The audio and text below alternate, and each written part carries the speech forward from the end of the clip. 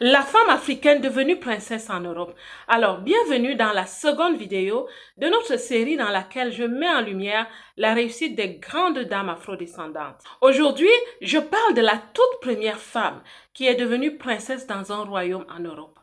Le but de notre vidéo aujourd'hui est surtout d'aller chercher dans son histoire les clés de sa réussite, susceptibles d'inspirer notre propre réussite. Reste donc jusqu'au bout de cette vidéo parce que tu comprendras que les compétences, les qualités, les principes, les préceptes que nous entretenons sont capables de nous conduire vers la réalisation d'un destin qui nous est réservé. Qui est donc la princesse Angela de Liechtenstein? De son nom de jeune fille Angela Gisela Braunberg, elle est d'origine afro-panaméenne, née en 1958 au Panama. Après avoir terminé ses études universitaires à New York, elle a étudié la mode dans une haute école de design où elle a reçu le prestigieux prix Oscar de la Renta. Détail numéro 1. Tout être humain a besoin de s'affirmer, homme comme femme.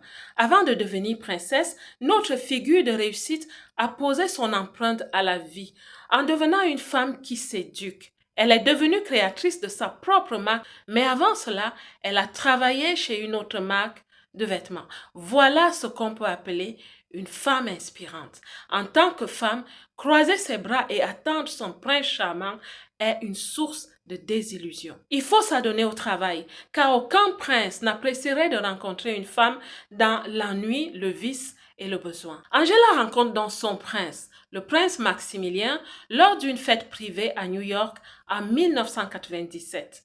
Détail numéro 2.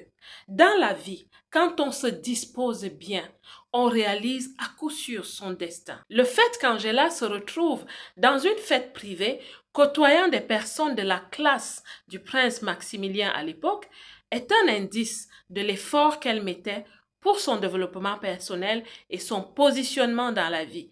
Je vous encouragerai toujours d'être des femmes qui postulent vers le haut au travail, qui osent négocier leur salaire et pourquoi pas, qui pensent à changer de classe sociale. Alors, en l'an 2000, Angela devient princesse par le mariage avec le prince Maximilien et arbore le titre de Son Altesse Sérénissime, la princesse Angela de Liechtenstein. Si je vous dis tout ceci, sans vous parler des difficultés qu'elle a rencontrées à l'annonce de son mariage en 1999, je ne vous fais pas du bien. Le couple avait en effet rencontré des résistances d'opinion parce que la société à l'époque, et peut-être même encore maintenant, n'était pas prête à voir des personnes qui me ressemblent, vous me regardez, vous me comprenez, à la royauté en Europe. Son époux avait fermement pris position, ils avaient tous les deux été très courageux afin d'aboutir à leur projet de mariage.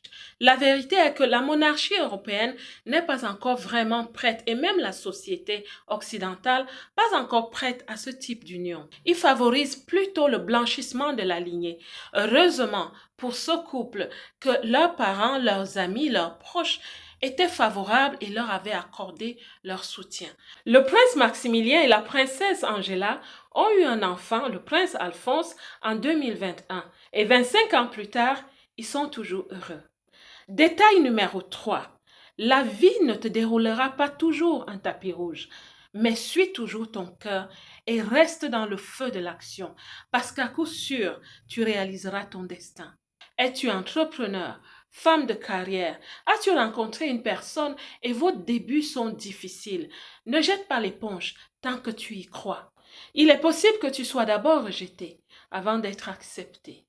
Détail numéro 4. Ton histoire a la capacité de changer l'écosystème dans lequel tu te trouves. La princesse Angela est la toute première afro-descendante mariée dans une famille royale en règne en Europe. Sa bonne réputation a sûrement changé la vision de ce peuple vis-à-vis des afro-descendants de façon positive. Qui sait, ce modèle de réussite a peut-être frayé le chemin pour des Noirs dans la société en général. N'est-ce pas là un bon exemple pour chacun de nous de devenir une meilleure version d'elle-même afin de représenter nos pays, nos familles et nous-mêmes? Alors, si tu souhaites continuer à être inspiré par l'histoire de ces grandes dames afrodescendantes, n'oublie pas de t'abonner si tu n'es pas encore abonné. Laisse-moi un like, un commentaire. La belle diaspora, que Dieu vous bénisse. Quant à moi, comme d'habitude, je vous aime.